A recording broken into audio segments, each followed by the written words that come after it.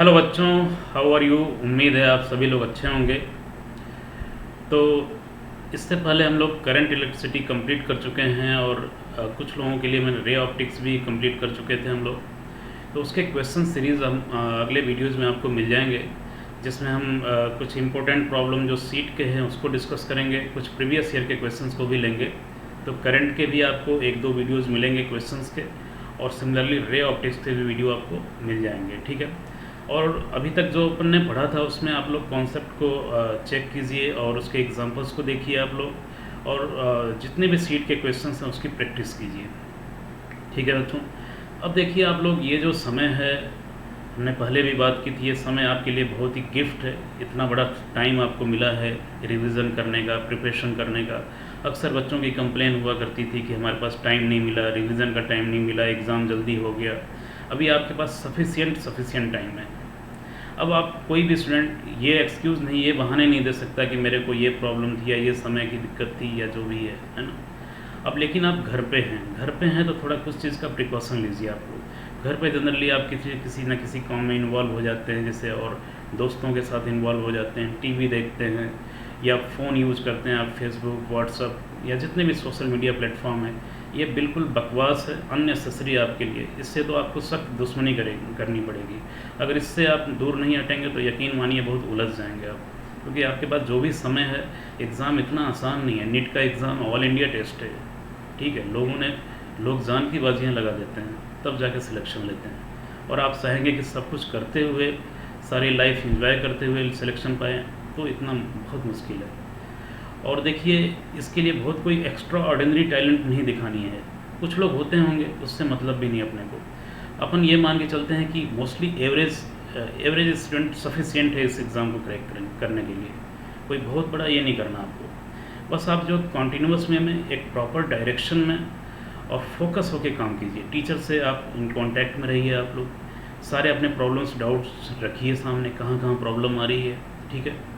और कॉन्सेप्ट को ब्रशअप करें, क्वेश्चंस की प्रैक्टिस करें। देखिए, आप जो सिलेक्शन की बात करूँ नीट में, तो जहाँ तक मेरा ऑब्जर्वेशन है कि आप लोगों का जो और सब्जेक्ट हैं, स्पेशली मैं जैसे मैं कहूँ बायोलॉजी, तो ये सब्जेक्ट आपको सिलेक्शन दिलाते हैं, बट फिजिक्स आपको गेम चेंजर का काम करेगी। जैसे रैंक की बात करते हैं, रैंक बूस्ट कराएगी आपकी, या सिलेक्शन आप हो रहा हो बॉर्डर लाइन को तो सिलेक्ट करवाएगी। कहीं ना कहीं फिजिक्स गेम चेंजर का काम करती है। इसलिए आप इस पर थोड़ा ध्यान देंगे आप लोग। 45 क्वेश्चंस आते हैं, आप लोगों का हर हाल में एम होना चाहिए कि 30+ आपको टारगेट होना चाहिए, ठीक है। और आगे भी हम लोग बातें करेंगे क्वेश्चंस की, ट्रेंड एनालिसिस की बातें करेंगे, आप कहाँ से कुछ क्वेश्चंस करेंगे, कहाँ पे फोकस रखेंगे। तो फिलहाल आपके पास जो सफिशिएंट समय है इस टाइम, उसका आप सदुपयोग करें, है ना। बेवजह चीज़ों में आप जो समय को व्यतीत ना करें। अब हम आगे बढ़ते हैं इसी क्रम में, और आज हम लोग बात करने वाले हैं एक नए टॉपिक के बारे में डिस्कस करने वाले हैं। वो क्या है? मैग्नेटिज़्म। मैग्नेटिज़्म देखिए बहुत ही इम्पोर्टेंट सेक्शन है, और एक बड़ा चैप्टर अगर इसमें देखें तो मैग्नेटिक फील्ड है, मैग्नेटिक फोर्स है, मैग्नेटिक मटेरियल है, ठीक है। देन आफ्टर तो ये जो टॉपिक है, इसमें क्वेश्चंस बहुत ही इजी या मॉडरेट रहते हैं क्वेश्चन, और इसमें थोड़ा सा बेसिक चीज़ों का ध्यान रखेंगे आप तो क्वेश्चन कर सकते हैं। स्पेशली मैं कहूँ तो वेक्टर को थोड़ा सा अच्छे से देख लीजिए आप। जो A डॉट बी जो आप लोग पढ़ते थे, स्पेशली जो इसमें जितने भी फॉर्मूले आएंगे, जितने भी समीकरण आते हैं इस चैप्टर में, वो सभी के सभी क्या हैं? वेक्टर फॉर्म में हैं। तो ये एक बच्चों के लिए प्रॉब्लम हो जाती है, स्पेशली वेक्टर से जो थोड़ा घबराते हैं तो ये चैप्टर में उलझ जाते हैं। सारे इक्वेशन वेक्टर फॉर्म में हैं। तो ऐसा कुछ भी नहीं है, वेक्टर कोई बहुत बड़ी बात नहीं है, छोटी सी बातें हैं। उसका डायरेक्शंस कैसे निकालते हैं हम लोग, उसकी प्रैक्टिस करेंगे तो हम लोग देखेंगे आगे, ठीक है। फिलहाल हम चैप्टर को यहाँ से स्टार्ट करते हैं, और हम लोग बात करने वाले हैं मैग्नेटिज्म, ठीक है।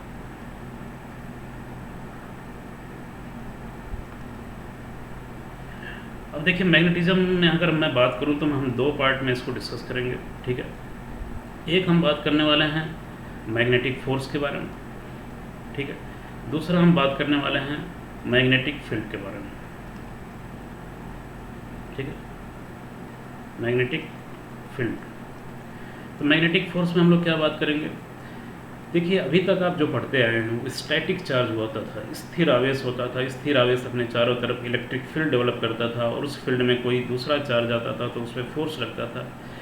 और सिमिलरली यहाँ पे क्या है, यहाँ पे एक अलग टाइप का फील्ड है जिसे हम मैग्नेटिक फील्ड बोलते हैं, और ये जो है मूविंग चार्ज के द्वारा या करंट कैरिंग वायर के द्वारा या किसी मैग्नेट के द्वारा प्रोड्यूस होता है। ठीक है, तो इसको हम सेकेंड पार्ट में डिस्कस करेंगे, जो कि मैग्नेटिक फील्ड प्रोड्यूस कैसे होता है। ठीक है, तो जब कोई चार्ज मूव करेगा या करंट फ्लो करेगी किसी वायर में तो उसके कारण मैग्नेटिक फील्ड प्रोड्यूस होगा, और किस तरीके से फ्लो होगा तो उसको देखेंगे हम लोग। अभी हम लोग बात करेंगे मैग्नेटिक फोर्स। मैग्नेटिक फोर्स में भी हम दो बातें करेंगे। एक तो हम बात करेंगे कि कोई मूविंग चार्ज पे है तो उस पर फोर्स कितना लगेगा, दूसरा हम बात करेंगे करंट कैरिंग वायर पे कितना फोर्स लगेगा। देखिए जो मैग्नेटिक फील्ड में अगर कोई स्थिर आवेश लाएंगे तो उस पर कोई फोर्स नहीं लगेगा। ठीक है, तो ये है। तो यहाँ हम लोग बात करेंगे कोई मूविंग चार्ज और करंट कैरिंग वायर, दोनों पे फोर्स को हम वन बाय वन डिस्कस करेंगे। ठीक है, तो हम लोग बात करेंगे फोर्स ऑन मूविंग चार्ज। ठीक है, और सेकंड पार्ट हम लोग बात करने वाले हैं इसमें। ठीक है, force on moving charge, and second बात करेंगे हम लोग force on current carrying wire. Current carrying wire. ठीक है, तो अब देखते हैं इसमें हम लोग फोर्स ऑन मूविंग चार्ज की बात करते हैं। तो देखिए जब भी हम लोग डिफ़ॉल्ट यहाँ पे मान के चलेंगे कोई मैग्नेटिक फील्ड होगा वहाँ पे, और मैग्नेटिक फील्ड में कोई अगर चार्ज मूव करेगा तो उस पर नेट मैग्नेटिक फोर्स लगेगा, और उस फोर्स की बात करते हैं हम लोग यहाँ पे। तो देखें यहाँ पे,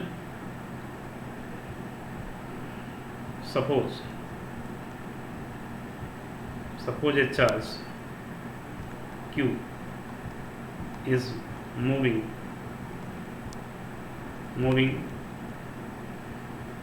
with velocity v in a uniform magnetic field। ठीक है, एक यूनिफॉर्म मैग्नेटिक फील्ड में एक Q चार्ज जो है मूव कर रहा है v वेलोसिटी से। देन हम लोग बात करते हैं then magnetic force experience by it.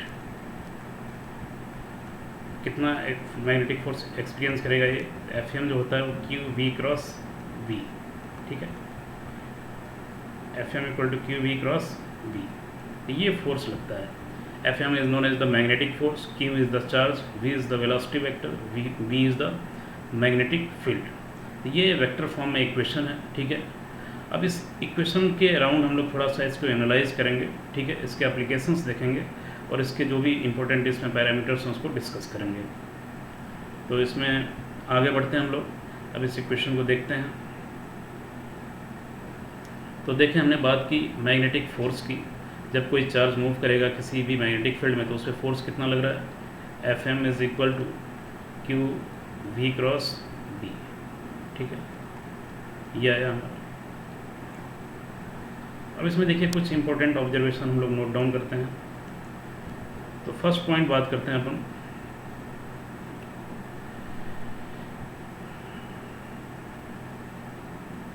Fm की वैल्यू 0 कब होगी, या मैग्नीट्यूड कितना होगा इसका, Fm का मैग्नीट्यूड कितना हो जाएगा। देखिए आप, तो A क्रॉस B आप लोग जानते हैं क्या होता है, AB साइन थीटा होता है। इसको लिख सकता हूँ मैं QVV साइन थीटा, ये इसका मैग्नीट्यूड हो जाएगा। ठीक है, अब देखिए यहाँ पे हम लोग बात करें मैग्नीट्यूड है तो सेकंड पॉइंट यहाँ पे देखते हैं Fm की वैल्यू 0, इसकी वैल्यू 0 कब होगी, मैग्नीट्यूड 0 कब होगा, या तो Q0 हो जाए।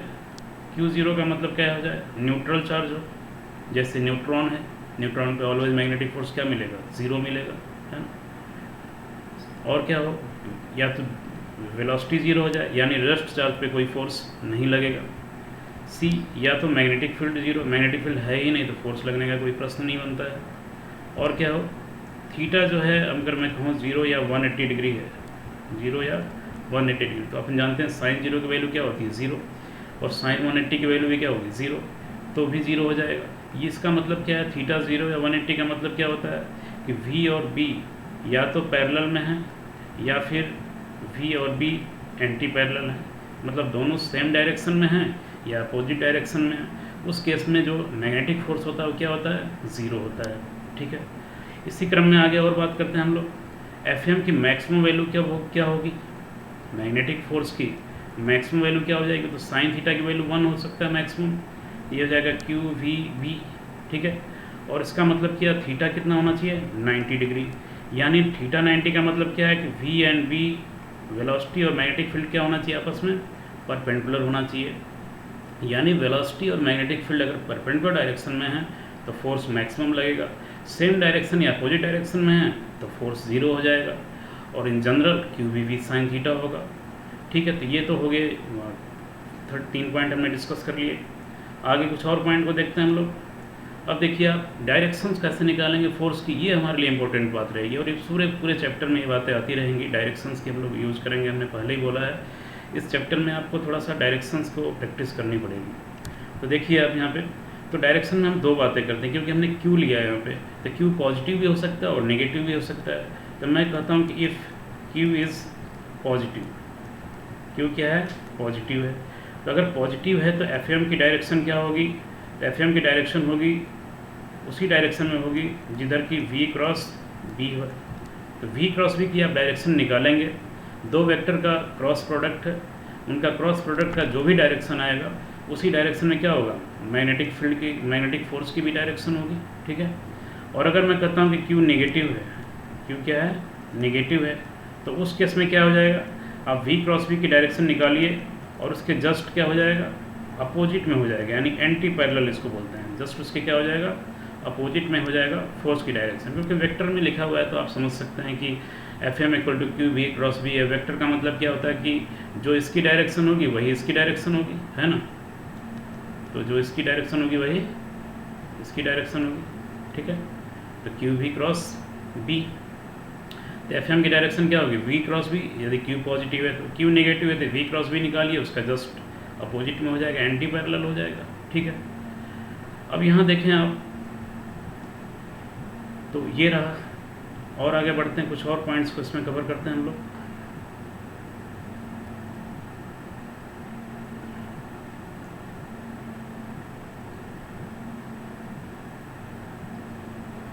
अब देखें यहाँ पे, अब यहाँ से हम कह सकते हैं कि सिंस f की वैल्यू क्या हमारे पास आई है, क्यू वी क्रॉस बी आया है। ठीक है, तो यहाँ से देखिए आप, वेक्टर के प्रोडक्ट को अगर हम लोग समझते हैं तो उसका मतलब क्या होता है कि v और b, अगर मैं कहता हूँ मान लो ये v है और ये क्या है, b, ठीक है, और इनके बीच एंगल क्या है, थीटा है, तो fm की डायरेक्शन क्या होगी, तो वेक्टर में ये बात हम लोग जानते हैं कि दो वेक्टर का जब प्रोडक्ट होता है तो fm की जो डायरेक्शन होगी, इन दोनों वेक्टर को मिलाने वाली एक प्लेन बनेगी। मान लो ये इसी स्क्रीन पे एक प्लेन बन रही होगी, XY प्लेन, इस प्लेन के जस्ट परपेंडिकुलर होगी, क्योंकि जो fm की डायरेक्शन होगी v और b दोनों पे लंबवत होनी है, दोनों पे क्या होनी है, लंबवत होनी है। दोनों पे लंबवत होगी तो दोनों पे लंबवत या तो ये बाहर की तरफ होगी या तो अंदर की तरफ होगी, यानी कहने का मतलब या तो ऑन टू होगी या तो इन टू होगी। इस केस में हम लोग बात कर रहे हैं, ऐसा नहीं कि ऑन टू इन टू हमेशा होगा। इसको हम लोग जनरली यहाँ लैंग्वेज यूज़ करते हैं, यहाँ पे क्या बोलते हैं इसको, ऑन टू। ऑन टू का मतलब होता है प्लेन के लंबवत बाहर की तरफ, और इसको हम लोग बोलते हैं क्या, इन टू। इन टू का मतलब क्या होता है, लंबवत अंदर की तरफ, है ना। तो जो फोर्स है वो लंबवत बाहर या लंबवत अंदर हो जाएगा, और इसको मिलाने वाली प्लेन जो है एक्स और वाई की जो एक प्लेन मिलेगी आपको, ठीक है, उस प्लेन के क्या हो जाएगा, ये जस्ट लंबवत होगा, है ना, यानी ये जो प्लेन मिलेगी इसके जस्ट में लंबवत हो जाएगा। अब देखिए यहाँ पे, तो यहाँ से कुछ और बातों को अपन फैक्ट को चेक करते हैं अपन। तो देखिए आप यहाँ पे हम कुछ कह सकते हैं कि f जो है परपेंडिकुलर किसके होगा, v के, एंड सिमिलरली f जो है परपेंडिकुलर क्या हो जाएगा, b के। तो ये तो वेक्टर की प्रॉपर्टी का हमने यूज़ किया, यानी वेलोसिटी के परपेंडिकुलर होगा और मैग्नेटिक फील्ड के भी क्या होगा, परपेंडिकुलर होगा। v और b दोनों पे ही क्या होगा, लंबवत होगा। ठीक है, अब यहाँ से देखिए आप, यहाँ से कुछ इंपॉर्टेंट बातें हम लोग लिख सकते हैं क्या, कि अगर हम लोग बात करें कि f अगर v के परपेंडिकुलर, तो v क्या होता है, वेलोसिटी क्या होता है, rate of change of displacement होता है, ds upon dt, ds by dt को क्या बोलते हैं अपन, v बोलते हैं। तो यहाँ से देखिए हम कह सकते हैं कि फोर्स जो है डिस्प्लेसमेंट के क्या हो रहा है, लंबवत है। अगर बल जो है विस्थापन के लंबवत है तो वर्क डन क्या होता है, वर्क डन आप जानते हैं F डॉट S होता था, Fs cos थीटा। जब फोर्स और S लंबवत होते थे तो वर्क डन क्या बनता था, ज़ीरो। वर्क डन जीरो यानी चेंज इन काइनेटिक एनर्जी भी क्या मिलेगा, जीरो मिलेगा, क्योंकि वर्क एनर्जी थ्योरम कार्य ऊर्जा प्रमेय आपने पढ़ा है। तो W अगर जीरो है तो चेंज इन काइनेटिक एनर्जी भी क्या होगा, जीरो हो जाएगा। ठीक है, तो यहाँ से change in kinetic energy zero का मतलब क्या है कि वेलोसिटी का जो मैग्नीट्यूड है यानी चाल, स्पीड जिसको बोलेंगे, वो क्या रहेगा यहाँ पे, कांस्टेंट रहेगा ऑलवेज। तो मैग्नेटिक फोर्स जब किसी भी चार्ज पार्टिकल पे लगता है, कुछ इंपॉर्टेंट बातें हैं, ये क्वेश्चंस ये पूछे भी गए हैं आपके थ्योरेटिकली ऑब्जेक्टिव क्वेश्चंस बना के यहाँ से। तो वर्क डन जीरो होगा, change in kinetic energy zero होगा। चेंज इन काइनेटिक का मतलब है स्पीड, उसकी जो चाल है उसकी क्या रहेगी, नियत रहेगी। यानी किसी चार्ज पार्टिकल पे जब चुंबकीय बल लगता है तो वो उसको घुमाएगा, उसको है ना, उसको मोशन कराएगा, स्ट्रेट लाइन मोशन कराएगा, सर्कुलर मोशन कराएगा, कुछ और टाइप का मोशन कराएगा, बट उसकी चाल में परिवर्तन नहीं कर सकता। यानी जो उसके वेग का जो परिमाण मैग्नीट्यूड है उसमें बदलाव नहीं ला सकता, उसकी दिशा को ही सिर्फ बदल सकता है। और वर्क डन जीरो होगा, तो वर्क डन तो हर उस जगह जीरो होती है जहाँ पे फोर्स वेलोसिटी के लंबवत होता है। जैसे सर्कुलर मोशन आप पढ़ते हैं, सर्कुलर मोशन में क्या होता है, जो सेंट्रीपिटल फोर्स है वो ऑलवेज लंबवत होता है वेलोसिटी के, इसलिए वर्क डन जीरो होता है ना। तो यहाँ पर भी जीरो होगा, ये यहाँ पे इंपॉर्टेंट बात रहेगी, इसको आप समझ लें। ठीक है, अब देखिए यहाँ पे, अब रही बात, थोड़ा सा और देखते हैं कि वेक्टर, जब हम डायरेक्शन की बात हमने की है तो उसको कैसे निकालेंगे। V क्रॉस V की डायरेक्शन निकालेंगे तब तो FM आएगा, तो कैसे निकालेंगे। तो देखिए इसके लिए हम लोग बात करते हैं, एक इम्पोर्टेंट है जो आपको पूरे चैप्टर में इसमें प्रैक्टिस रखनी पड़ेगी अगेन एंड अगेन, तब जाके ये बात होगी, right hand rule. Right hand rule, तो देखें आप, जो वेक्टर प्रोडक्ट के से हम जो डायरेक्शन निकालते हैं, बहुत सारे अलग अलग साइंटिस्ट के नियम हैं। लेफ्ट हैंड रूल है, राइट हैंड रूल है, फ्लेमिंग का रूल है, दुनिया भर के रूल्स आपको मिलेंगे। बट हमें 10 नियम नहीं पढ़ने हैं, क्योंकि हमें नियम लिखने नहीं हैं, हमें एग्ज़ाम में क्वेश्चंस करना है, तो हमें किसी एक नियम को पकड़ के उस पर प्रैक्टिस रखनी होगी, है ना। तो मैं कहता हूँ कि राइट हैंड रूल को आप समझ लीजिए और इसी को अगेन अगेन यूज कीजिए हर जगह पे, है ना। तो राइट हैंड रूल क्या कहता है, राइट हैंड रूल कहता है ये है कि जैसे मैं कहूँ कि C इक्वल टू मान लो A क्रॉस B है, ठीक है। अब थोड़ा सा वेक्टर की बात कर लेते हैं ना, वेक्टर प्रोडक्ट, क्योंकि हमारे इस पूरे चैप्टर में मैग्नेटिज्म में सारे जो फॉर्मूले हैं वेक्टर के फॉर्म में हैं। तो you must know about the how to find the direction of vector product, ठीक है। तो मान लो C इक्वल टू क्या है, A क्रॉस B है, ठीक है। और मेरे पास मान लो ये वेक्टर A है और ये वेक्टर क्या है यहाँ पे B है, और इनके बीच एंगल क्या है, मान लीजिए थीटा है। और आपसे बोला गया है कि बताइए A क्रॉस B की डायरेक्शन क्या होगी। तो राइट हैंड रूल क्या कहता है, राइट हैंड रूल कहता है कि आप फर्स्ट वेक्टर A है, सेकंड वेक्टर B है, तो दाहिने हाथ का नियम है, दाहिने हाथ का नियम ये कहता है कि आप A वेक्टर, पहले वेक्टर पे राइट हैंड प्लेस करें, राइट हैंड को रखें, और दूसरे वेक्टर की तरफ आप अपने हथेली को घुमाएं या फिंगर को कर्ल करें, उंगलियों को मोड़ें। तो आपको जो अंगूठा है, थंब है, वो डायरेक्शन देगा किसकी, C की। यानी put the right hand on the first vector and curl your finger towards B, then your thumb will show the direction of C। It means, हमारे कहने का मतलब क्या है, जैसे देखें आप, जैसे मान लो हमारे पास एक यहाँ पे देखें इसी क्वेश्चन में A और B है, तो क्या करेंगे हम लोग, A पे राइट हैंड रखेंगे और B की तरफ हम लोग क्या करेंगे, फिंगर को कर्ल करने वाले हैं। यानी इस तरफ हम लोग फिंगर को कर्ल करेंगे, ठीक है, इस तरफ हम लोग फिंगर को कर्ल करेंगे, तो हमारा थंब जो है क्या होगा, देखेंगे बाहर की तरफ आएगा, है ना।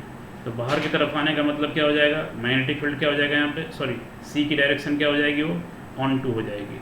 जैसे देखें आप, हमारे कहने का मतलब A इस तरफ है, B इस तरफ है, तो मैंने राइट हैंड रूल अप्लाई करना है, तो फर्स्ट वेक्टर A है, सेकंड वेक्टर B है, तो फर्स्ट वेक्टर पे राइट हैंड हमने रख दिया, ठीक है। अब हमें फिंगर को कर्ल करना है दूसरे वेक्टर की तरफ, तो हम इस तरीके से कर्ल करेंगे फिंगर को। तो फिंगर को कर्ल करेंगे तो देखिए हमारा थंब किधर आ रहा, हमारे तरफ आ रहा, यानी बाहर की तरफ आ रहा। तो ये अगर इन दोनों को मिला के जो प्लेन बनी होगी उसके लंबवत बाहर की तरफ आ गया हमारे तरफ, तो यहाँ पे हमारा C वेक्टर आ गया, ठीक है। अगर सिमिलरली मान लो इसी क्वेश्चन में आपसे कहा था बताइए कि B क्रॉस A कितना होगा, तब हमारा फर्स्ट वेक्टर B हो गया है, तो B है तो इस पर राइट हैंड प्लेस कीजिए और A की तरफ आप फिंगर को कर्ल कीजिए, तो देखेंगे थंब किधर जा रहा है, आपकी तरफ जा रहा है, तो लंबवत अंदर की तरफ जा रहा है ना। तो इसका मतलब क्या है, ये अंदर इंटू हो जाएगा, तो इंटू हो जाएगा, तो देखिए तो उस तरीके से यानी B क्रॉस B अगर आप निकालते यहाँ पे तो क्या हो जाता है, ये इंटू हो जाता है डायरेक्शन C की। तो ये बात आपको समझ में आनी चाहिए। और भी कुछ इस पर थोड़ा सा और देखते हैं, इस पर क्वेश्चंस आपको प्रैक्टिस करेंगे, आप लोग घर में ट्राई करेंगे। अब अगर आप देखते रहेंगे और सोचेंगे इधर होगा उधर होगा, तो आप कभी भी नहीं कर सकते, ये मैं यकीन के साथ कर सकता हूँ। इस चैप्टर में अगर आप वास्तव में क्वेश्चंस करना चाहते हैं और अच्छे क्वेश्चंस भी आप चाहते हैं कि न छूटे, तो आपको राइट हैंड रूल की प्रैक्टिस करनी ही करनी पड़ेगी और बहुत ज़्यादा प्रैक्टिस रखनी पड़ेगी। इस बात का ध्यान रखें आप। तो इसमें देखें, जैसे मैं कहता हूँ कि मान लो मैं 2-3 सिचुएशन देता हूँ, एग्जांपल है हमारा, मान लीजिए अलग अलग केस देखते हैं। मान लो फर्स्ट है हमारे पास ये केस है C = A cross B, C = A cross B, और आपको C की डायरेक्शन निकालना होगा और A और B हम देंगे। जैसे मैं कहता हूँ, मान लो मैंने कहा कि A इस तरफ है और B जो है इस तरफ है, तो बताइए किधर होगा C की डायरेक्शन। सेकंड हमने बोला, मान लीजिए कि आपको जो है A इस तरफ है, ठीक है, और B इस तरफ है, और आपको बताना है यहाँ पे B क्रॉस A की डायरेक्शन बतानी है यहाँ पे, ठीक है, इस वाले में। थर्ड देखते हैं हम। अब थर्ड में कुछ ऐसा बना देता हूँ, ये A है, A देखेंगे लंबवत अंदर की तरफ है और B इधर है, ठीक है। फोर्थ में बना दिया, मान लो A जो है ऑन टू है, लंबवत बाहर की तरफ है और B इस तरफ है, ठीक है। फिफ्थ में बना देता हूँ, मान लीजिए आप ये हमारा A है और ये हमारा B है। इतने केसेस हैं। अगर आप इसमें निकाल लेते हैं और इसकी प्रैक्टिस कर लेते हैं तो आप इससे भी काफ़ी कुछ सीख जाएंगे कि डायरेक्शन हम कैसे निकालते हैं A क्रॉस B या B क्रॉस A का। देखिए फर्स्ट में हम देखते हैं A क्रॉस B निकालना है, तो A क्रॉस B निकालना है तो क्या करेंगे, तो पहले वेक्टर राइट हैंड प्लेस करेंगे A पे और B की तरफ फिंगर को कर्ल करेंगे। तो A इस तरफ है, B इस तरफ है, तो मैंने राइट हैंड इस पर प्लेस किया और थंब को, फिंगर को मैंने कर्ल किया इस वेक्टर की तरफ, तो हमारा थंब किधर जा रहा है, अंदर की तरफ। तो C की डायरेक्शन क्या हो जाएगी, यहाँ पे * हो जाएगी, है ना। इस वाले में देखें आपसे B क्रॉस A पूछा गया, तो B पहला वेक्टर है, A दूसरा वेक्टर है, तो B पे राइट हैंड प्लेस करेंगे और A की तरफ फिंगर को कर्ल करेंगे, है ना। तो ये देखेंगे थंब किधर जाएगा, इसमें बाहर की तरफ हो जाएगा, तो बाहर की तरफ यानी ऑन टू हो जाएगा यहाँ पे, है ना, यहाँ पे ऑन टू हो गया। अब यहाँ देखें आप, A अंदर की तरफ है, B इस तरफ है, तो A अंदर है तो A अंदर है और B इस तरफ है ना, इस टाइप का सिचुएशन है। तो A पे राइट हैंड प्लेस किया मैंने और B की तरफ फिंगर को कर्ल करेंगे, तो किधर जा रहा है अंगूठा, नीचे जा रहा है, तो C की डायरेक्शन क्या हो जाएगी, नीचे की तरफ हो जाएगी। तो ये हो जाएगा हमारा नीचे की तरफ हो जाएगा C। इस वाले में देखें आप फोर्थ में, तो ये A जो है हमारा यहाँ पे ऑन टू यानी बाहर की तरफ है, यानी A जो है ऐसे बाहर की तरफ है मेरे तरफ, और B ऐसे है, और हमें निकालना है A क्रॉस B। तो मैं अब इस पे हाथ रखूँगा और इधर फिंगर को कर्ल करूँगा, तो हमारा थंब किधर जा रहा है, नीचे की तरफ, यानी C की डायरेक्शन क्या हो जाएगी, यहाँ पे नीचे की तरफ हो जाएगी यहाँ पे। अब यहाँ देखिए आप, तो A इस तरफ है और B इस तरफ है, अंदर की तरफ है, और आपसे बोला गया है A क्रॉस B बताइए। तो मैंने A पे राइट हैंड प्लेस किया और B की तरफ फिंगर को कर्ल किया, तो किधर गया ये, ऊपर की तरफ इस तरफ, यानी ये कुछ इस तरीके से आ रहा है, देखेंगे तो ये C की डायरेक्शन आई है। तो आपको ये चेक करना पड़ेगा, यानी A क्रॉस B की डायरेक्शन क्या होती है, जो A क्रॉस B होता है C = A क्रॉस B, इसका मतलब ये होता है कि C वेक्टर जो है A और B दोनों पे लंब होगा। A और B को मिलाने वाली जो प्लेन होगा, एक प्लेन मिलेगा, समतल मिलेगा, दो कभी भी वेक्टर उनको मिलाने से एक प्लेन बनता है, जैसे x और y एक्सिस से मिलाएंगे तो प्लेन बनेगा। तो A और B से एक जो प्लेन बनेगा उस प्लेन के लंबवत होगा C वेक्टर।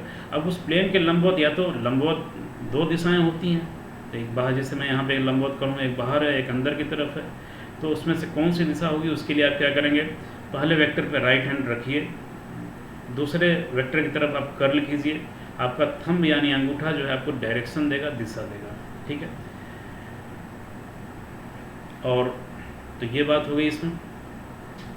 और ये देखिए बात ये कर रहे हैं कि अपन ये आगे हम जो पढ़ेंगे, जितने भी क्वेश्चंस आने हैं, मैग्नेटिक फोर्स है, मैग्नेटिक फील्ड भी निकालेंगे, तो भी हम वहाँ पे ये बात करने वाले हैं। अगर इसमें आप कन्फ्यूज़न हैं तो डेफिनेटली आप क्वेश्चंस गलत कर जाएंगे, इसलिए इसकी आप प्रैक्टिस करेंगे। जितने भी हमने केसेज यहाँ बात की है उसकी आप लोग प्रैक्टिस कर जाएंगे। अब जैसे मैं यहाँ पे कहूँ, कुछ और बातें कर लेते हैं, जैसे मैं कहूँ कि आपसे बोला जाएगा कि ये V इधर है, ठीक है, और आपसे बोल दिया गया है कि मान लीजिए B इधर है, ठीक है, तो बताइए V क्रॉस B की डायरेक्शन क्या होगी। तो V पे हाथ रखेंगे, V की तरफ फिंगर को कर्ल करेंगे इस तरफ, तो इस तरफ करेंगे तो किधर हो जाएगा, अंदर की तरफ, यानी मैं फोर्स किधर लग गया, अंदर की तरफ FM लग जाएगा, है ना, क्योंकि FM क्या होता है, V क्रॉस B होता है, ठीक है। और अगर इसी में कोई आपसे बोल दे, मान लो चार्ज नेगेटिव है, तो इसका जस्ट उल्टा हो जाएगा, ठीक है। तो इस तरीके से आप इसकी प्रैक्टिस कर लेंगे। ये तो डायरेक्शन था। Right hand rule is very very important, और इसकी आप लोग प्रैक्टिस करेंगे। आप लोग जितने भी केसेज हमने डिस्कस किए one by one, right hand rule आपको हथेली का यूज़ करना ही करना पड़ेगा, राइट हैंड रूल का यूज़ करना पड़ेगा, है ना। केवल देखने से नहीं हो सकता, इतनी मैं गारंटी बता रहा हूँ। अगर देख कर आप सोचेंगे कि आप क्वेश्चंस कर लें इस चैप्टर के, तो आप भूल जाइए, डेफिनेटली मैं बोल रहा हूँ। अगर आप वास्तव में चाहते हैं कि एक बड़ा चैप्टर है, इससे बहुत सारे क्वेश्चन पूछे जाएंगे, और आप चाहते हैं कि मैं कर सकूँ, क्वेश्चंस बहुत आसान पूछे जाएंगे, लेकिन आपको प्रैक्टिस रखनी पड़ेगी, ठीक है। अब आगे बढ़ते हैं, हम लोग कुछ क्वेश्चंस को लेते हैं यहाँ पे थोड़ा, है ना, आगे बढ़ते हैं।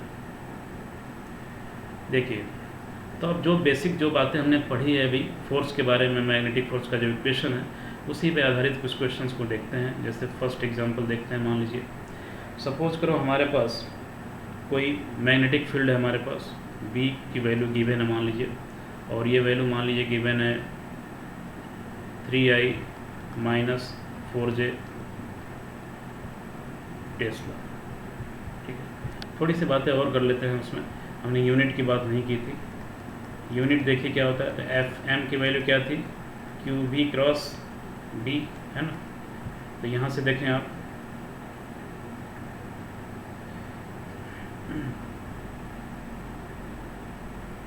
जो B होगा वो क्या होगा हमारा, ये हमारा मैग्नीट्यूड क्या आ जाएगा, QVB साइन थीटा। तो B की बात करें, B की अगर यूनिट लिखना चाहते हैं तो क्या हो जाएगा, Fm अपॉन QV हो जाएगा। अब हम लोग जानते हैं कि Q क्या कूलाम है, ये क्या मीटर पर सेकंड, ये क्या न्यूटन है, तो क्या लिख सकता हूँ यूनिट में, न्यूटन सेकंड अपॉन कूलाम, और ये क्या हो जाएगा, मीटर, ठीक है। या इसको हम लोग बोलते हैं टेस्ला, क्या बोलते हैं इसको, टेस्ला, है ना। इसको हम लोग बोलते हैं टेस्ला। एक्चुअली ये साइंटिस्ट थे, निकोला टेस्ला, उनके नाम पे ये यूनिट रखी गई थी, ठीक है ना, टेस्ला। जब भी आप लोग देखते होंगे, जब से मैग्नेटिक फील्ड जो होती है वो मेजर की जाती है टेस्ला के अंदर, तो टेस्ला इसकी यूनिट होती है। और ये SI यूनिट है, क्या है इसकी, SI यूनिट है। CGS यूनिट भी होती है इसकी, CGS यूनिट इसकी होती है गॉस,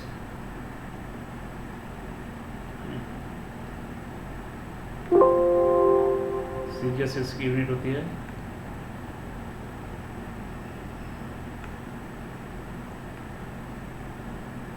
गॉस, ठीक।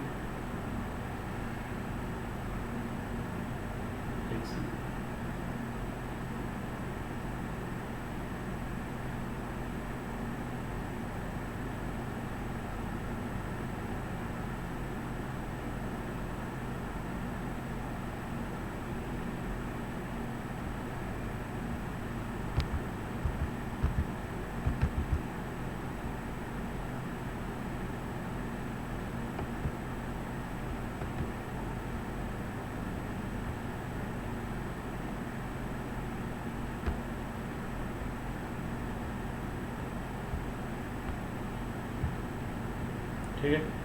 तो इसकी CGS यूनिट होती है आपकी गॉस, ठीक है।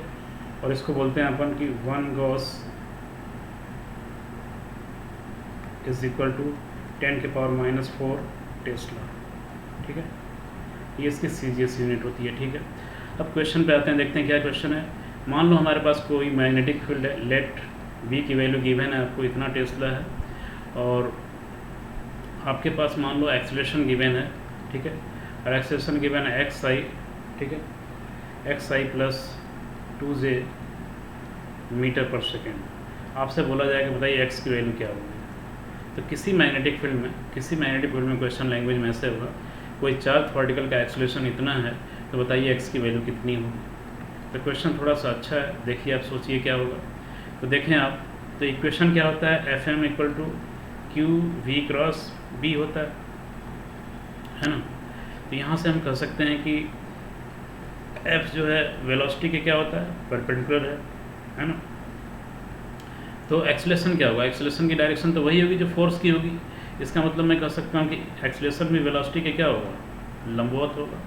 और मैथमेटिक्स में हम लोग बात करते हैं कि A अगर V के परपेंडिकुलर है, इसका मतलब है कि A डॉट V क्या मिलेगा, 0 मिलेगा, क्योंकि अपन जानते हैं AB cos थीटा होगा, cos 90 क्या होता है, 0 होता है। तो A और V का डॉट प्रोडक्ट क्या मिलेगा, अदिश गुणनफल 0 मिलेगा।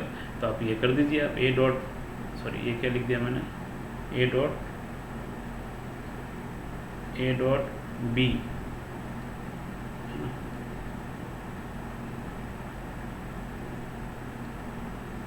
हमें बी गिवन है तो बी के टर्म में हम लोग बात करेंगे, है ना। तो ये हमारा बी है और ये भी क्या हमारा बी है, तो ए डॉट बी क्या हो जाएगा, 0 हो जाएगा। तो ए डॉट बी को 0 कर दे, तो ए डॉट बी को 0 करेंगे तो क्या आ जाएगा, देखिए आप, ये क्या है, xi प्लस 2j, ठीक है, और डॉट ये कितना हो जाएगा, 3i माइनस 4j, ठीक है, और इसको हम लोग 0 कर देंगे। अब डॉट प्रोडक्ट हमें पता होना चाहिए क्या होता है, तो x इन i का i से होता है, j का j से होता है, तो 3x और ये कितना हो जाएगा, -6 इक्वल टू 0। तो x की वैल्यू कितनी हो गई, 2 होगी, तो 2 आपका आंसर हो जाएगा। तो कॉन्सेप्ट ये था कि a और b दे के आपको x पूछ लिया, तो हम जानते हैं कि a क्या होगा, वही होगा जो फोर्स की डायरेक्शन होगी, और फोर्स और मैग्नेटिक फील्ड परपेंडिकुलर होते हैं, और परपेंडिकुलर होगा तो a डॉट बी क्या होगा, 0 होगा। तो की पॉइंट्स हैं, किसी छोटे बड़े क्वेश्चंस में इन्वॉल्व हो सकते हैं, इस बात को ध्यान रखिए आप। और आगे बढ़ते हैं हम लोग, नेक्स्ट क्वेश्चन कुछ और देखते हैं हम लोग। नेक्स्ट मान लीजिए हमारे पास एक और क्वेश्चन देखते हैं। सपोज करें लेट हमारे पास कोई क्यू चार्ज है और ये मैं कहता हूँ 4 माइक्रोकूलम है, ठीक है, और इसकी जो वेलोसिटी है वो गिवन है 2y प्लस 3j, और ये क्या है हमारा मीटर पर सेकेंड है, और जिस मैग्नेटिक फील्ड में ये मूव कर रहा था, ये मान लो मैं कहता हूँ कि ये आपका जो है माइनस 10 के पावर -2 के डायरेक्शन है, ठीक है, ये टेस्ला है। तो बताइए कि आप जो है इस अगर चार्ज पार्टिकल पे जो मैग्नेटिक फोर्स लगेगा वो कितना होगा, ठीक है। तो मैग्नेटिक फोर्स निकालना अपने को, Q दे दिया, V दे दिया, V दे दिया, तो हम लोग जानते हैं कि FM होता कितना वैसे, तो Q V क्रॉस B, है ना। तो FM की वैल्यू क्या हो जाएगी, यहाँ से देखिए आप, Q की वैल्यू 4 माइक्रोकूलम है, तो इसको लिख लेंगे 10⁻⁻⁶। V क्रॉस B, तो V क्या है यहाँ पे 2y प्लस 3j, और क्रॉस B कितना देखें तो -10⁻⁻2, यानी इसको मैं लिख सकता हूँ 10⁻⁻2 और ये -k है ना। तो यहाँ से थोड़ा और सिंप्लीफाई कर लीजिए आप, 10⁻⁻2 को इधर लेके आ जाइए आप, तो 4 × 10⁻⁸ और 2y प्लस 3j, और इसको हम क्रॉस प्रोडक्ट लेते हैं, माइनस साइन यहाँ लिख देते हैं, और ये k के साथ हम क्या करते हैं, इसका क्रॉस प्रोडक्ट ले लेते हैं। क्रॉस प्रोडक्ट आपको करना आना चाहिए। क्रॉस प्रोडक्ट में हम लोग जानते हैं क्या होता है, इस टाइप से सर्कल बना लेते हैं हम लोग, है ना, और इस तरीके से हम लोग लिखते थे i j k, है ना। तो हम लोग जानते थे i क्रॉस j निकालना है, या j क्रॉस k निकालना है, या k क्रॉस i निकालना है ना। तो किस तरीके से निकालते थे, i क्रॉस j क्या होगा यहाँ से,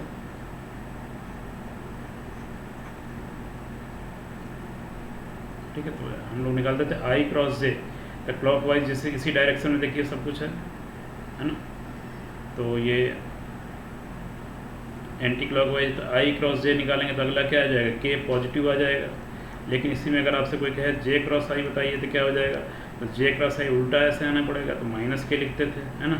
तो सिमिलरली सभी का हम लिख सकते हैं, किसी का भी k i का j, i क्रॉस j का k क्रॉस i का j, और उल्टा जब जाएंगे तो हम माइनस साइन लगा देते हैं। अब उसी चीज़ को अप्लाई कर दीजिए यहाँ पे आप, ये कितना हो जाएगा, -4 × 10⁻⁸।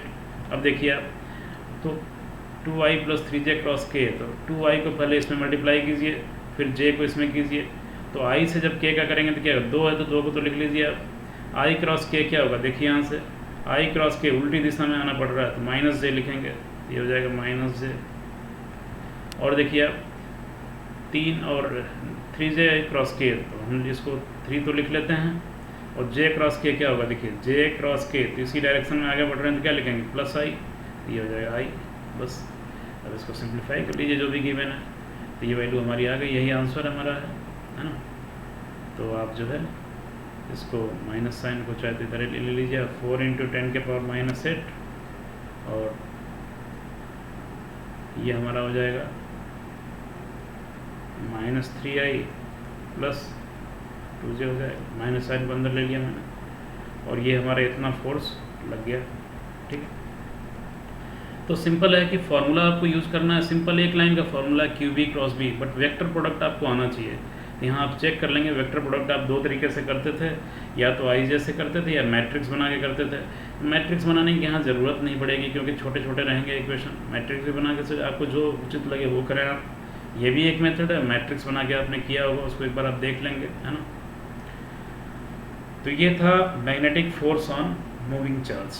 तो क्वेश्चंस तो बहुत सारे हो सकते हैं इस पर, आपको जनरली इसी इक्वेशंस पे बात करनी होती है, इसका प्रैक्टिस करना पड़ता है।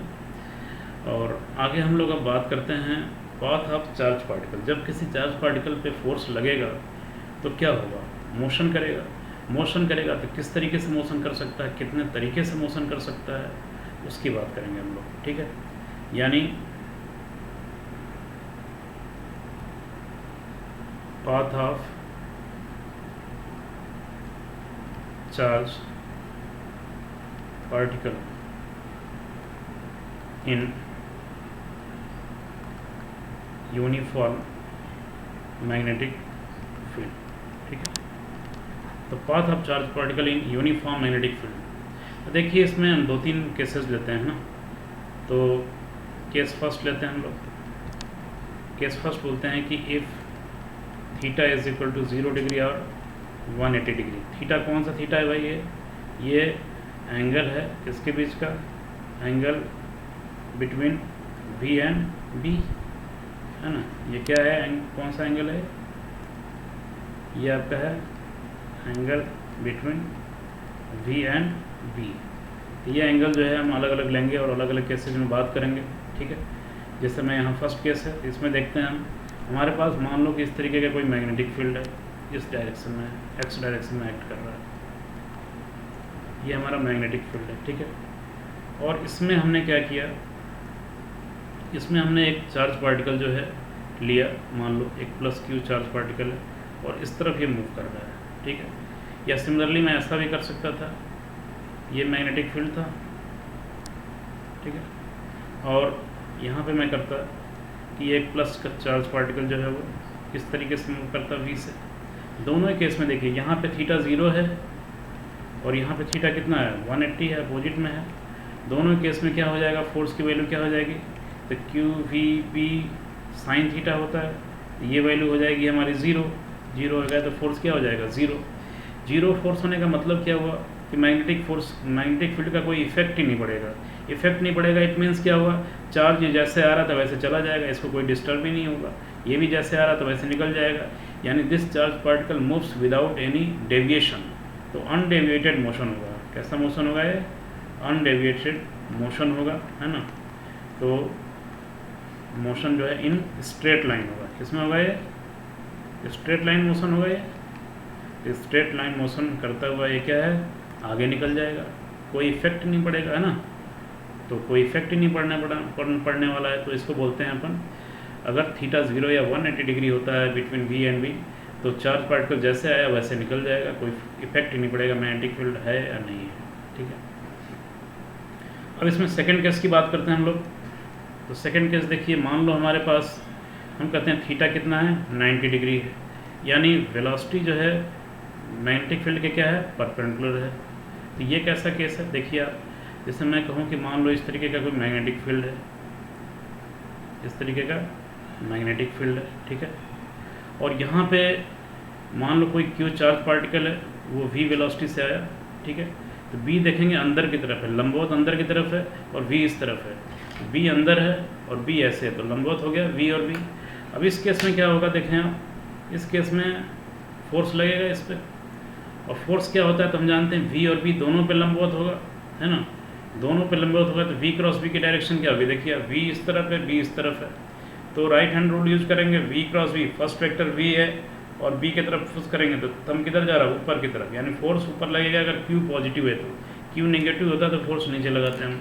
यहाँ पे हम क्यू पॉजिटिव मान के चल रहे हैं सब कुछ, है ना, ये प्लस क्यू गिवन है, तो इस पर फोर्स लग जाएगा आपको ऊपर की तरफ। अब ये फोर्स ऊपर लगेगा तो हम लोग जानते हैं वर्क डन 0 होता है, हम देख चुके हैं। स्पीड इसकी सेम रहेगी, चाल इसका नियत रहेगा, तो होगा क्या फिर, ये देखेंगे जब भी वेग पर एक लंबवत बल लगेगा, कांस्टेंट फोर्स, ये नियम है, कोई भी एक नियत बल एक वेलोसिटी पे ऑलवेज अगर लगेगा निरंतर, तो वह एक सर्कुलर मोशन करने लगेगा, एक और सर्कुलर मोशन करेगा तो इस तरीके से ये करेगा सर्कुलर मोशन, इस तरीके से ये सर्कुलर मोशन करेगा। और एक्चुअली ये जो फोर्स है ये सर्कल के सेंटर की तरफ एक्ट करता है। एक्चुअली ये इस टाइम सेंट्रीपिटल फोर्स है, अभिकेंद्र बल का काम करता है, ठीक है। अब अभिकेंद्र बल का काम करेगा ये। तो अब देखिए बात करेंगे इस सर्कुलर मोशन में, अब बहुत सारी बातें आ जाएंगी जब सर्कुलर मोशन होगा तो, ठीक है। तो यहाँ पे फोर्स लगेगा कितना वैसे, तो ये मैक्सिमम लगेगा यहाँ पे, और कितना लग जाएगा तो QVB, ठीक है। अब देखिए सर्कुलर मोशन यहाँ पे होना है तो हम लोग क्या बोलेंगे कि जो रिक्वायर्ड सेंट्रीपिटल फोर्स है, जो रिक्वायर्ड सेंट्रीपिटल फोर्स है सर्कुलर मोशन के लिए, वो किससे मिलेगा हमें, तो मैग्नेटिक फोर्स से मिलेगा हमें, है ना।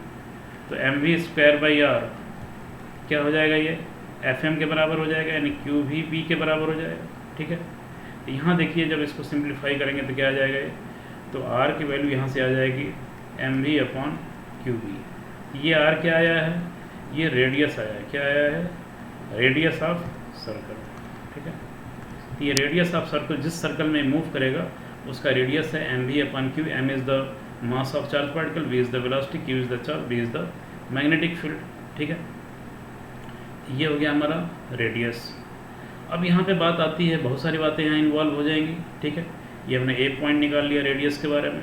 अब और भी बातें की जाएगी। मान लो सफिशिएंट मैग्नेटिक फील्ड है, चारों तरफ है, आपसे बोला जाएगा कि अगर ये पूरा एक सर्कल कंप्लीट कर ले तो बताइए कि ये कितने टाइम में करेगा, यानी टाइम पीरियड की बात करेंगे।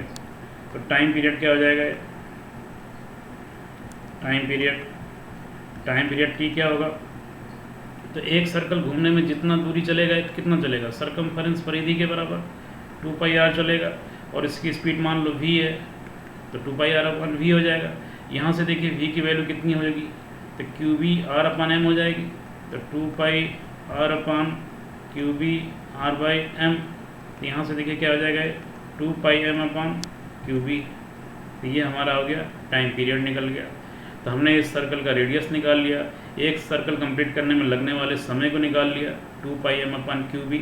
और इसमें देखिए वेलोसिटी नहीं आ रहा है ना, इसका मतलब हम कह सकते हैं यहाँ से कि T जो है वेलोसिटी पे डिपेंड नहीं करता है ना, जबकि रेडियस वेलोसिटी पे डिपेंड करता है।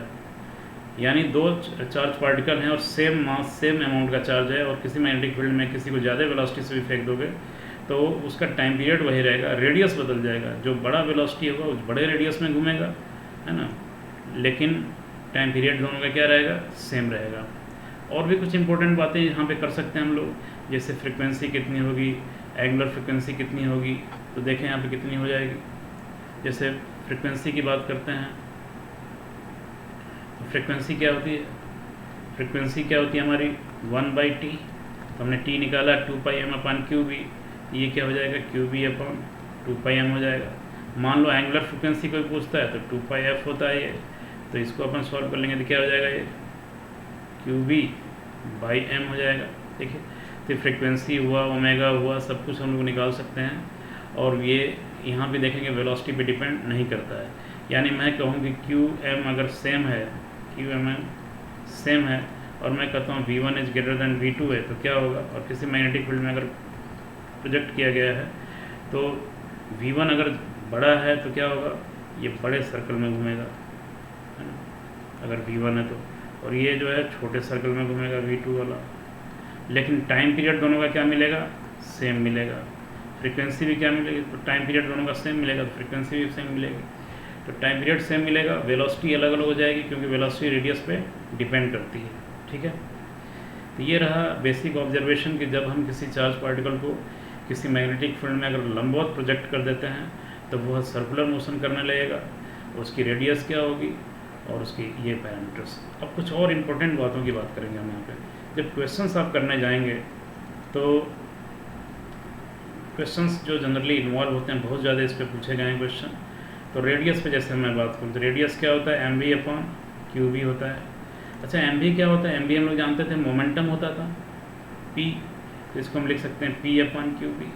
ये इंपॉर्टेंट रहेगा, हर क्वेश्चन में पूछे जाते हैं। किसी में आपको कुछ कांस्टेंट कर देता है, किसी में कुछ कांस्टेंट कर देता है, बोलता है अल्फ़ा बीटा गामा जो भी पार्टिकल्स हैं उनको फेंका गया, बताइए उनके रेडियस का रेशियो क्या होगा, इट्सेट्रा। इस टाइप से क्वेश्चन बनते हैं। इसके लिए हम अलग अलग फॉर्मेट में इस फॉर्मूले को हमें आना चाहिए याद। p/QV लिख लिए। अब देखिए इसको हम काइनेटिक एनर्जी के फॉर्म में भी लिख सकते हैं। अगर आपको ध्यान है, पी को हम काइनेटिक एनर्जी में क्या लिख सकते थे, 2km, ये याद भी होना चाहिए और इसको निकाल भी सकते हैं आप, है ना, क्योंकि आप जानते हैं कि क्या होता है, k इक्वल टू क्या होता है 1/2 mv² होता है। इसको आप लिख सकते हैं 1/2 m और v²। यहाँ से क्या हो जाएगा, देखिए आप, ये p²/2m हो जाएगा। तो k की वैल्यू क्या है, p²/2m, तो ये हमने लिख लिया ये। और देखिए आप k को और भी क्या लिखते हैं, अगर मान लो किसी चार्ज को v पोटेंशियल डिफरेंस में अगर जो है अप्लाई किया जाए तो कितनी एनर्जी गेन करेगा, q इंटू वी, है ना, या इसको जैसे भी समझें आप, तो काइनेटिक एनर्जी क्या हो जाएगा, q इंटू पोटेंशियल डिफरेंस। तो यहाँ देखिए आप, इसको हम लोग यहाँ भी लिख लेते हैं, तो 2 हो जाएगा qv, और ये क्या है m, ठीक है, और ये हमने इस तरीके से लिख लिया अपॉन qv। अब ये सारे फैक्ट जो इतने भी आपने कंपेयर के सारे इक्वेशन आपको पता होना चाहिए, तो आप क्वेश्चंस कर सकते हैं, ठीक है। ये सारे फैक्टर अगर आपको पता है तो क्वेश्चन आप कर सकते हैं। जैसे इस पर एक एग्जांपल देख लेते हैं हम लोग, है ना। तो जैसे मैं कहूँ कि मान लो आपसे बोला जाए कि एक प्रोटॉन है, ठीक है, और अल्फ़ा पार्टिकल है, ठीक है। तो अल्फ़ा पार्टिकल है, प्रोटॉन है, ठीक है, both are projected in uniform magnetic field, दोनों को यूनिफॉर्म मैग्नेटिक फील्ड में प्रोजेक्ट किया गया, ठीक है। अब इसमें आपसे पूछा गया कि बताइए कि रेडियस का रेशियो क्या होगा, यानी रेडियस ऑफ अल्फा और रेडियस ऑफ प्रोटॉन का रेशियो क्या होगा। अब अलग अलग बातें की जाएगी, जैसे दे हैव सेम मोमेंटम, अगर उनका मोमेंटम क्या हो, सेम हो, तो बताइए क्या होगा, ठीक है। B, they have same kinetic energy. C, they have same दे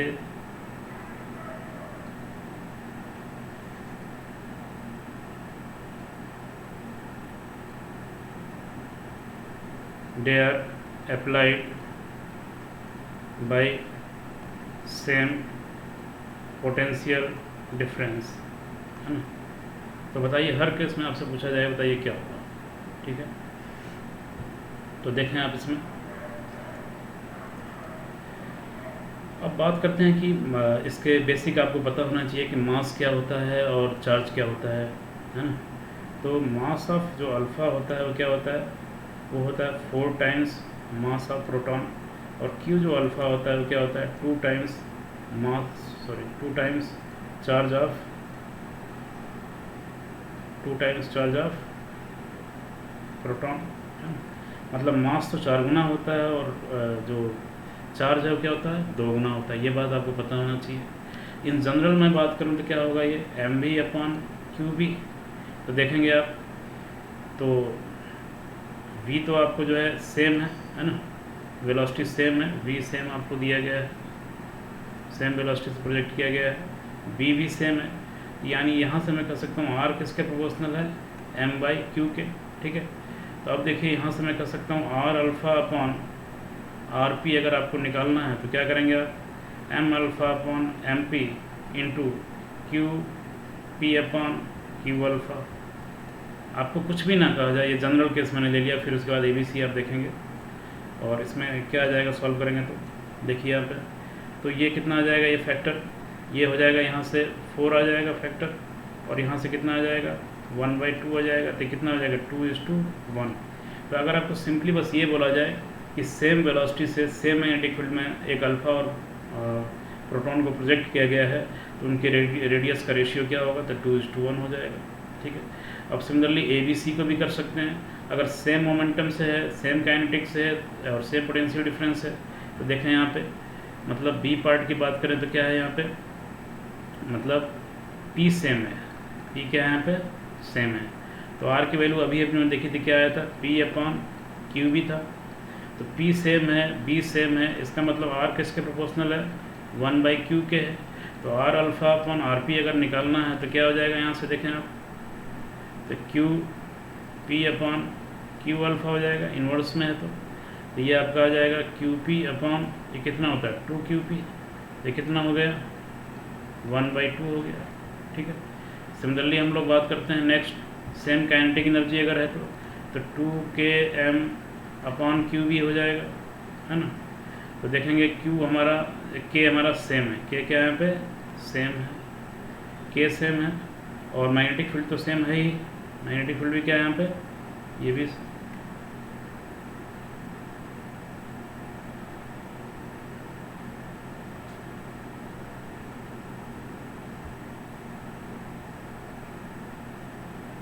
ठीक है।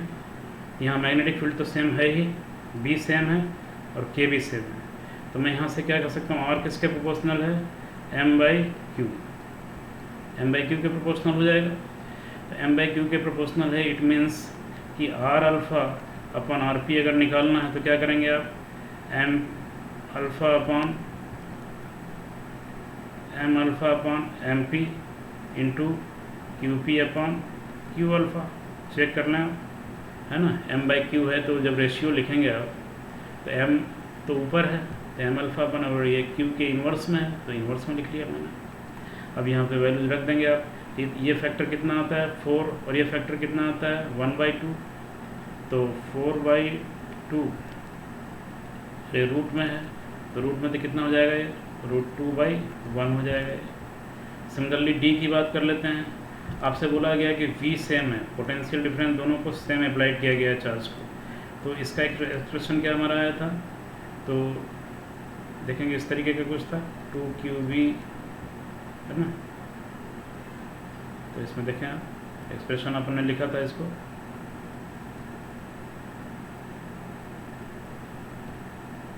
तो ये हमारा 2QVm अपॉन QV है ना। इसको लिख लेते हैं अपन 2QVm अपॉन QV। ठीक है। तो यहाँ से देखिए क्या आ जाएगा, तो यहाँ से हमारा देखिए B तो सेम है, B क्या है हमारा सेम है, ठीक है। और देखिए कैसा रहा रिलेशन इसमें, और V भी सेम है, नहीं V सेम, हाँ V भी सेम है इसमें, V भी क्या है यहाँ पे सेम है। तो Q से एक नीचे √Q बचेगा, यानी √m/q के प्रोपोर्शनल हो रहा है ना, √m/q के। तो अब देखिए r alpha upon r p निकालना तो क्या करेंगे आप, तो m alpha upon m p into q p upon q alpha हो जाएगा और ये आ जाएगा। तो यहाँ से देखिए कितना आ जाएगा, ये फैक्टर हमारा 4 है और ये फैक्टर कितना आ जाएगा यहाँ से 1/2 है, तो कितना हो जाएगा, ये 2:1 हो जाएगा। तो इस तरीके से आप सॉल्व कर लेंगे सारे, जो भी आपको कंडीशन दी जाती है हर केस में आप निकाल सकते हैं। मान लो अल्फ़ा प्रोटॉन है, ड्यूट्रॉन बोला जाता है, ड्यूट्रॉन के केस में कितना होगा, तो इस तरीके से हम लोग कर सकते हैं। ठीक है। तो आज यहीं पे बात कर रहे हैं अपन एंड, आगे हम लोग इसी सीरीज़ में आगे बढ़ेंगे। नेक्स्ट वीडियोज़ में देखेंगे आप लोग इसमें कुछ और क्वेश्चंस को डिस्कस करते हुए और कुछ और केसेस को लेते हुए फिर हम लोग बात करेंगे। अगर जो है चार्ज पार्टिकल जो है वेलोसिटी और मैग्नेटिक फील्ड न तो लंबवत है न तो सेम डायरेक्शन में है, कुछ एंगल है 30 डिग्री 40 डिग्री 60 डिग्री, उस केस में कैसा मोशन होगा, है ना। तो अगले वीडियो में मिलते हैं, तब तक अपना ध्यान रखें। Thank you.